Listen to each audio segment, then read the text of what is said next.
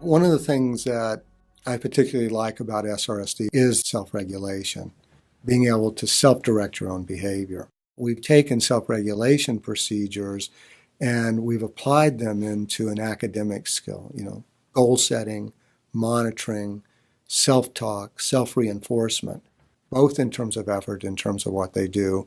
I think it increases the likelihood that they're going to be self-regulated in their own life. Sometimes the self-regulation components could be just self-regulating the environment. I know that I get distracted easily, so I want to try to minimize the distractions around me when I'm writing. And we do this through self-talk and self-statements, where we have kids write down statements of things that they can tell themselves when the task gets difficult or when they aren't sure what to do next.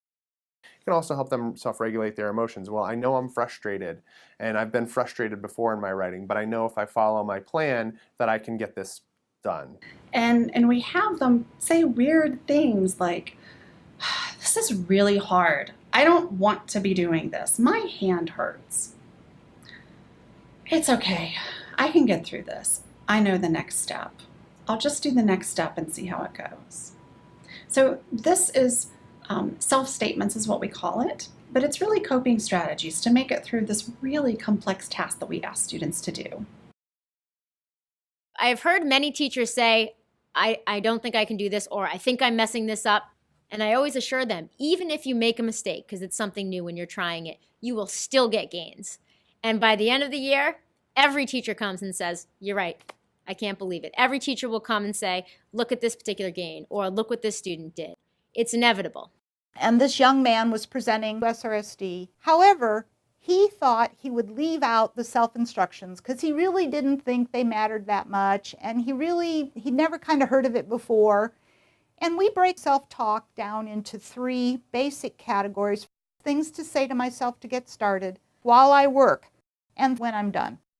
In those statements, we embed strategy use statements, we embed coping with frustration, we embed whatever the student needs. This is very individualized by student. So he was going to leave it out.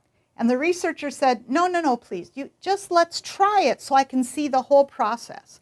And at this conference of teachers, he said, thank God for the researcher who made me do the self-instructions. He said, I had no idea how well my students would take to it. They love it. He said, I never understood how much negative talk was going on in their heads about writing until we started talking about it. It started with my thesis, which was focused on helping children who were extremely shy and manage their fears and their negative thoughts, and to replace them with positive thoughts and images, and to be able to speak in front of others. And I leaned very heavily on the work of Donald Meichenbaum, Don Deschler, and Gene Shoemaker at Kansas, Ann Brown's work, Vygotsky's zone of proximal development, to figure out a scaffolded or successive approximations way to take students from where they are now to where they can go. And we gradually release students to independence. We don't just throw them out there. But knowing that if they're not successful, they just come back through the cycles again, wherever it is that they need. However, SRSD is much more integrative. And because the kids get a voice, they feel like you're respecting them at a new level. And it makes them, gain the self-worth that inherently builds confidence. So now they know, yeah, I'm going to set my goal, and I'm grading my own paper, but I know I should have had more starter words. So next time that's going to be my goal, and they make that goal. Every time a kid produces something, they do a self-evaluation and they record it so that they can see their progress. The second is we often do stuff with peers giving feedback to each other. And third, I've come to realize that feedback can be overdone, that it's a lot better to give a smaller amount that's very focused than a whole lot that can't be absorbed by kids. For most students, it's that confidence level of just getting higher and higher and higher, of knowing that it's not a monumental task, that they're not being punished by having to write, that they're actually enjoying it. And it's like other fun subjects.